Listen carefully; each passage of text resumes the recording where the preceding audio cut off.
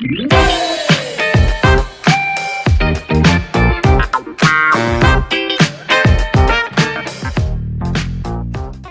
guys, thank you for being here with me as I celebrate my 40th birthday. Yay! And in honor of the 40 years that I spent on this earth, I'm asking you guys to please like, share, and subscribe to my channel. And please just support. Today, I want to tell you a story of how my rights were violated at visitation. It's time to just break the silence on this and just let you know what happened. Because they're backing me in a corner to where they can do what they want and nothing you can do. I'm tired of feeling helpless, so I'm going to do all that I can do.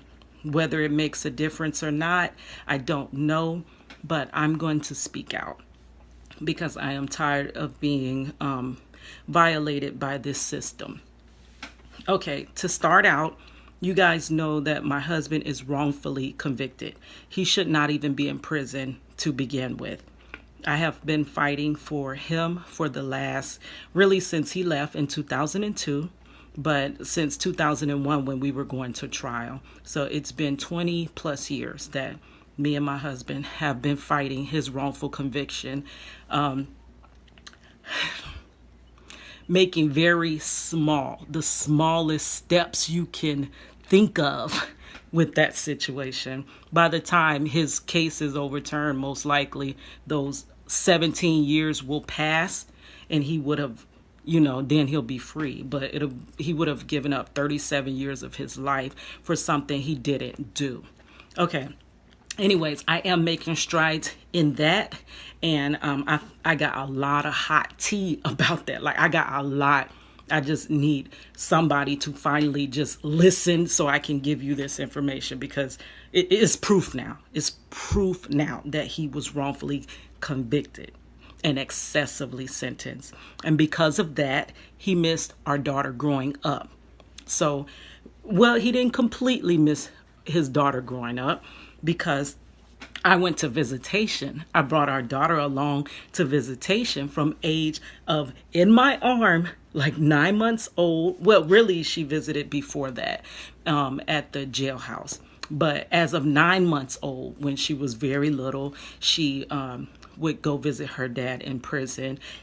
It was a non-contact visit, and y'all seen that illustration where I illustrate her jumping at the glass and trying to get her father. She's looking confused because she was used to being with her dad all the time while he was out on his bond, and all of a sudden, boom, he's gone. So she doesn't understand why is there this thick glass separating her and her father that she loves and wants to pick her up.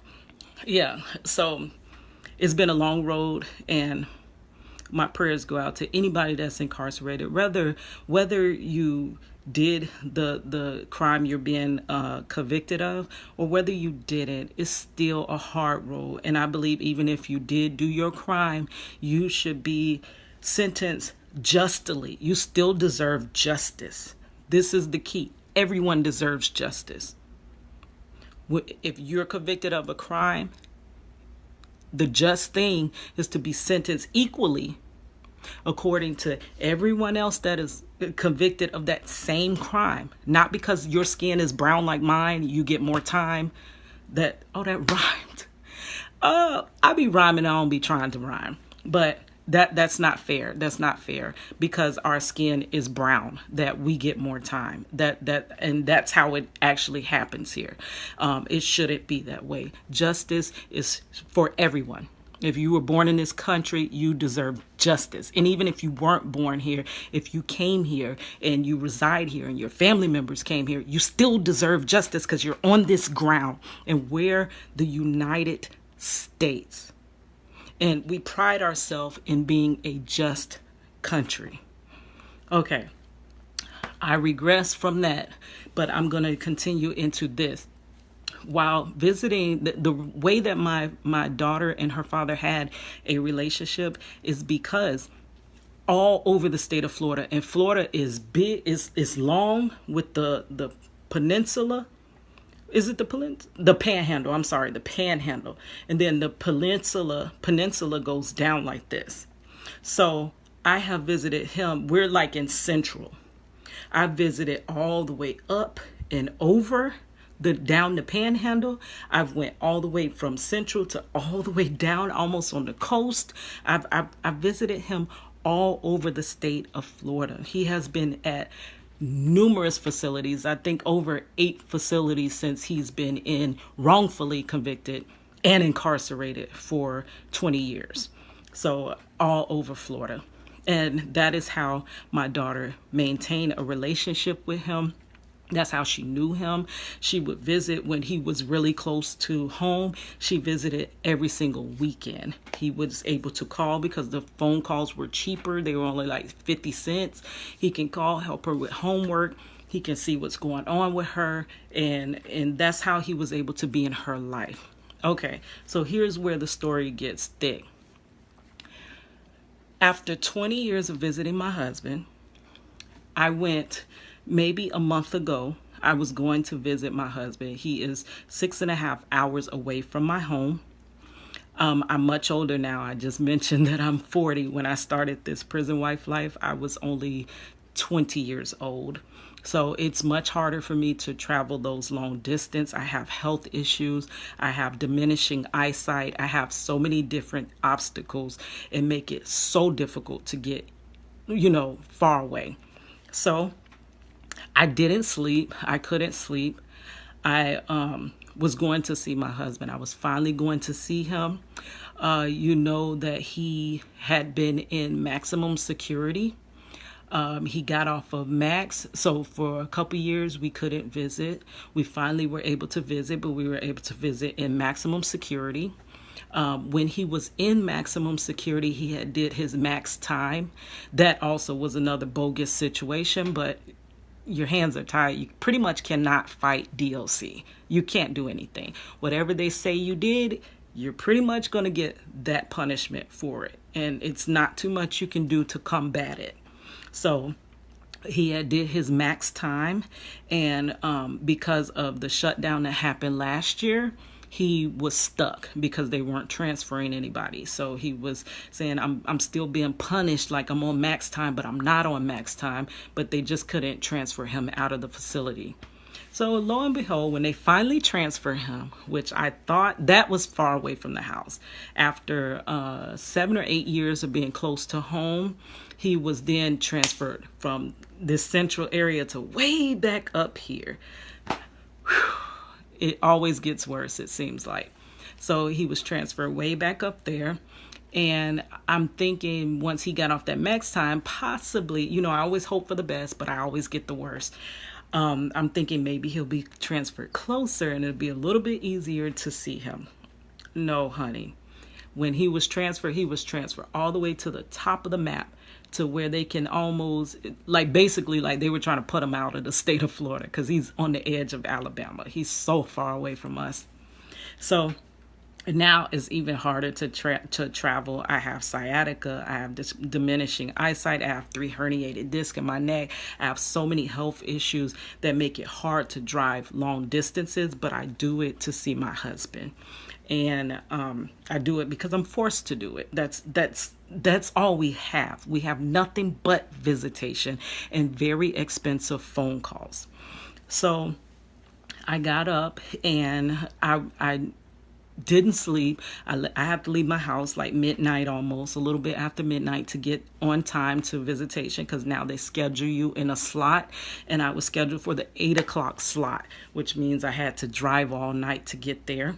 I went by myself. I drove maybe 5 hours, and I stopped to gas up. And shortly after I stopped to gas up, I got a call from Marcello saying, hey, just turn around and go back home. Our unit is on quarantine. You know what I'm saying? So I had to go home. I had drove 5.5 hours up there, and I had to turn right back around, get on gas up, and go home. I recorded a video saying how fragile this relationship is and how they're taking everything. They don't want them to have handwritten letters. There's a reason behind that, but they give another reason. But they're separating the family from the people that are incarcerated. See, the family is the one that intercepts and does not allow you to do whatever you want to their loved one. If they can separate the family and take them away, stop them from visiting you, stop them from writing you, stop them from calling you, they pretty much can do whatever they want because your loved one is in their hands. And that's how much they care, like that.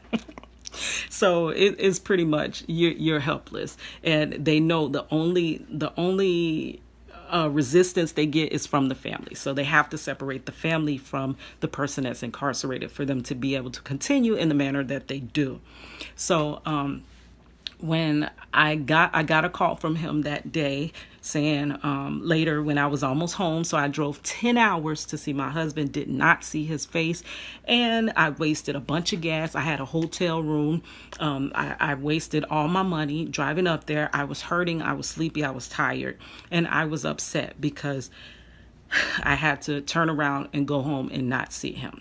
Okay, so my husband was on quarantine for 2 weeks. 2 weeks. Everything was fine. They opened visitation up. Now I have to back up a second. After the first day when I found out that their unit was locked down due to that, I got a call on that day when I returned back home. I got a call that day. Then all of a sudden, the next day, there's no call from my husband. And we talk every single day. And we also have a pact. If I do not hear from my husband in 24 hours, because we know what type of camp he's at, that I need to start investigating and finding out what is going on with my husband, because they're doing some petty, they doing some things. So I need to find out what's going on with him. So day 1 passes. Day 2 passes. This is not Marcello. I haven't heard from him. I haven't got an email. I haven't got nothing. This is not Marcello. So I told his daughter. His daughter called. His mother called to see what's going on. Like, they were transferred to the warden's voicemail. They left messages. My cousin, he was transferred. He left a message with 2 different areas. And when I called to speak to the warden, I was not given the warden's answer machine. I was actually told to email the warden to find out what's going on with my husband, because my husband has been on quarantine before, and they do not mess with the phones. They don't cut the phones off. They do not take their tablets. They're still, though their unit is locked down, they still have a phone in the unit. They still have their tablets that they charge and bring back to them. So this is why it's not making any sense to me. He's already been on that before, and this is not what happened. It wasn't nothing. So picture this. We are in a pandemic, right? You hear that your loved one's unit is locked down, and then all of a sudden, before you still were getting calls back and forth, but this time you're not. That's going to set off alarm bells. Like, what's going on? Something's going wrong. Something's different. Something, it doesn't make sense. So that sets off alarm bells. What is happening? Anything can happen to my loved one, and he's behind those walls, and I will never find out what happened to him. So I need to know what's going on. So we follow up. And miraculously, the next day, the phones are back on. He calls and he's like, the phones were off because it was a sergeant being petty. He said this is like a JIT camp where he's turning 40. And when it's small things not done, they punish everybody.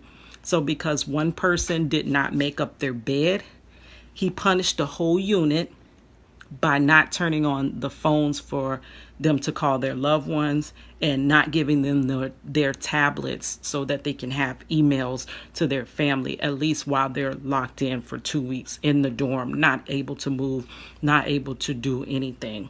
But because one person didn't make his bed, he saw fit that everybody should suffer.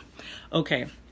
So because of that, my husband wrote a grievance about this person, which that is the chain of command. When something happens wrong within the prison, because it is run by humans, and humans are not perfect. Humans have vendettas. Humans have bias. Humans are racist sometimes. Humans are human. They're flawed because they're human. So when you have a system run by human, you do not have a perfect system. So there is a grievance process. So when someone is doing something wrong, my husband said, hey, our unit was on quarantine and our families are worried about us. We don't understand why we're not able to call out. So he wrote the grievance. His grievance that he wrote to the warden was intercepted. And that sergeant, the same sergeant that my husband wrote the grievance about, that same sergeant answered it and denied it. He denied his grievance. So my husband's like, this is not the way it's supposed to go. You're not supposed to answer a grievance that is written to somebody else. So he writes another one. He goes over the warden at that point because he tried to write the warden and it wasn't getting to the warden. So he wrote our capital. He wrote the capital. That too was held. Actually, they intercepted that one. It was held because he's supposed to have a certain length of time to be able to appeal the grievance. But they held it. They denied it and held it onto it. It did not return it back to him until the Friday before I was to come to visitation. And now, keep in mind, they knew as of the Wednesday before that Friday when they gave the grievance back rejected, they knew that I was coming to visitation simply because you have to apply for visitation now. You have to apply for a slot. So they knew I was coming. They knew I was coming alone. So that Wednesday, I applied for visitation. They approved me that Thursday. That Friday, they give him his grievance back without him having any time to appeal it, denied. And then I come to visitation. Let's see if you could figure out how this one turned out. Yeah, it didn't turn out too nice. What happened? I come to visitation. Once again, I'm happy my husband's off of quarantine and I'm able to see him. I'm still upset from last time because I drove way out there and had to return and not see him. So I'm nervous. I'm thinking about those things. And I get halfway there and I'm like, oh my gosh, I'm waiting on that call. Now you're waiting for something bad to happen. But nothing happens. I get there. I once again did not sleep. I drove 6 hours and something. I was so tired, but the visitation was 3 hours. I was like, oh my gosh, how am I going to stay up for 3 hours and visit him? But I was just so happy to be able to see him that it didn't matter too much to me. So I was like, I'll just figure it out. Once I leave, I'll probably pull at a rest area, take a nap or whatever. So I get to the facility all the way at the top of the map. I come from here to the top of the map. I get there. I'm a little bit late, but I get there and I'm getting out the car. I see someone getting out the car in front of me. So my instinct is to hurry up because I'm like, oh man, now they're going to be in front of me. So because, it can take a long time to get into these facilities because honestly, the guards do not care. Honestly, it's your time, not theirs. They really don't care. They will drag it out sometime just for the heck of it. And you have to patiently wait. I always, if anybody ever seen me in a visitation line, when other people are agitated, frustrated, arguing, I'm still standing there just waiting my turn to go see my husband. So the time before, it took me a long time to get in that facility, but this time was different. I went in. I went up to the facility. I approached, and they were like, "Do you know your visitor's number?" And I'm like, "Oh, I hadn't visited in so long. I used to know that like the back of my hand, but I no longer know that number because I don't visit as much because, they've been moving him all over the place. There was times I couldn't visit him. So this was finally the first time I'm able to visit him as much as I want to or whatever." So we were still visiting behind the plexiglass because of the social distancing or whatever. But, we have to take what we can get. So I go up there. I vaguely remembered my number, but it was correct. It was correct. So the lady was like, okay, I'll just look you up in the system. Now, there's a thing that you're supposed to place your hand in. You're supposed to put your hand in, and they scan your hand so they can bring you into the facility. They bypassed that. They didn't do that. They typed it in and let me in. After they let you in, they take your shoes. You have to take your shoes off, take all your items. I didn't bring anything. I just had a key and my ID in my hand. They process me through. You put your stuff on a conveyor belt. They x-ray, look at your stuff through an x-ray. Everything comes out. I passed the metal detector. This time my bra did not go off. Nothing went off on me. Passed the metal detector. They have another pole detector. I'm not sure what that one is for, but they asked me to come in and walk past it and walk back. I cleared that. Then there was a pat search in the room. Usually they're supposed to come in your body like this. They go under your breast like that. They rub down your arms like this. They rub down your front and back. This time they didn't. They just did me like that. Quick pat. Let me in, and I'm like, wow, this was quick. I'm having good luck now. This was really fast. Like, I get to see my husband. I sit down for about 2 minutes. Well, it looks as though it's going to be my regularly scheduled challenges, and I'm not going to get the story out. Well, I'm going to try my best to get it out. Well, anyway, what happens is I go in, and I was very briskly pat down. I was led into the facility.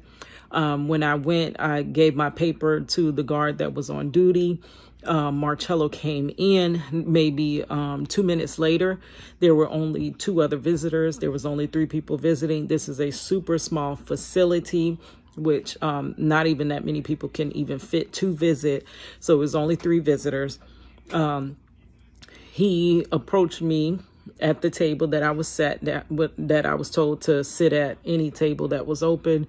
It's only about six tables in the visiting facility. So I sat down at one of them, and 2 minutes later, just about, Marcello comes out. He asked the guard if he can give me a hug.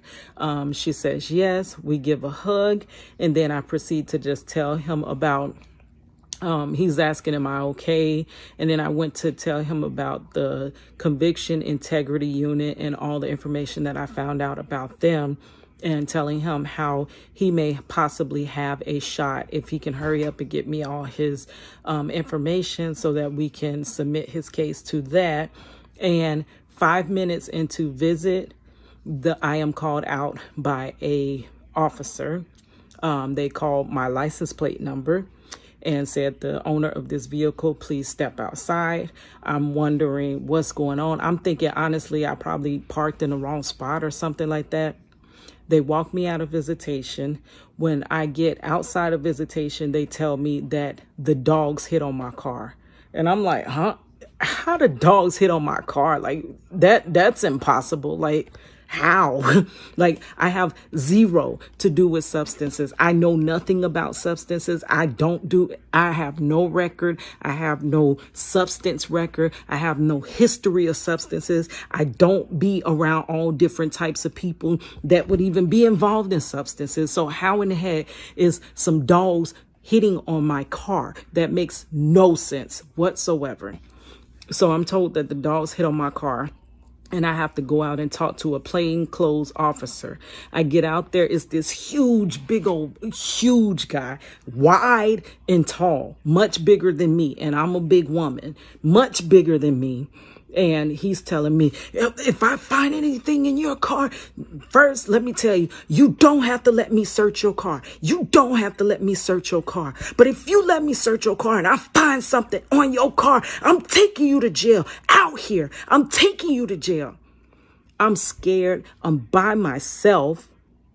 How in the heck? Number one, why would my car even alert anything?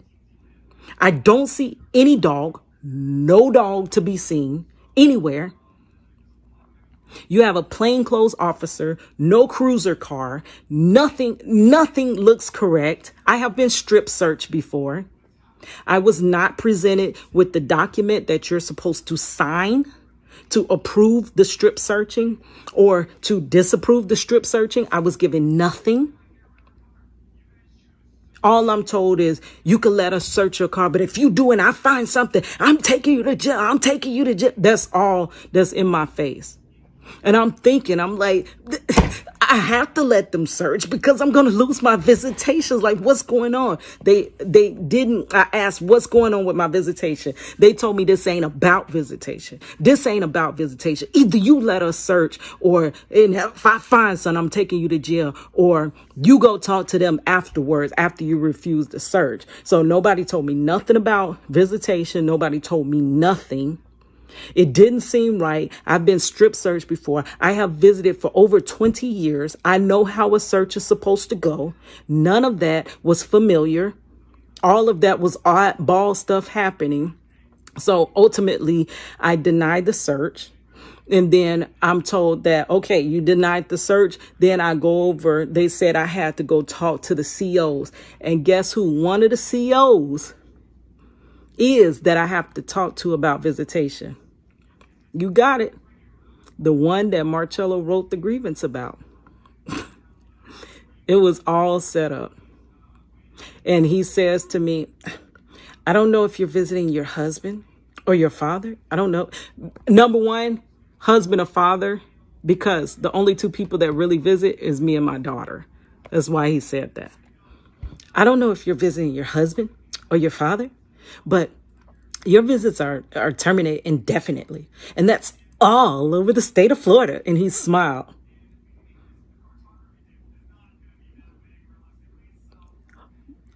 The following day, I called because I wanted to obtain this report of this call that was put out on me to come to a facility. And no law enforcement agency, none of them have record of this. Yep. So that's where I'm at. Another situation where you're stuck. You have the illusion of rights, because I had rights. Marcello had rights. But when you enact your rights, you're violated. It's like basically go take what I give you and sit your ass down. Go sit the fuck down. Yep. After visiting him for 20 years, not one infraction for not anything. After Marcello writes a grievance about a sergeant, all of suddenly there's a random drug search of 3 visitors. And my visits are canceled indefinitely. And then the guard tells me it and laughs in my face as I walk off. Anyway, this is the world we live in. And because people think that it's just and people don't believe people that tell stories like I tell, it continues to happen, and it will continue to happen, and it will happen to somebody else. So hopefully this video helps you. Ultimately, what I did find out, that you have to basically let them search, whether there's a reason to or not. You have to let them search, but you can request that you have a uniform officer. See, I didn't know that.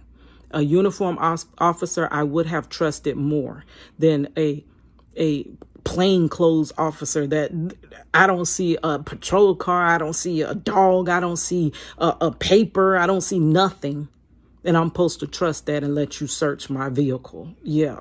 And you're going to take me to jail in the middle of no goddamn where. Baby, I was born today, but not this year. I was born 40 years ago today. So anyways, you basically have to let them search, or they're going to take your visits. But do ask for a uniform officer to be there. And that way you can, you may trust them more than, whatever. But hopefully this helps. Hopefully somebody can help me eventually one day. We were supposed to get married today. He wanted to do it on my birthday. Unfortunately, because they canceled our visits and our lives are in their hands to crush, we're not getting married today. So thank you guys for listening. It's your girl Cadillac.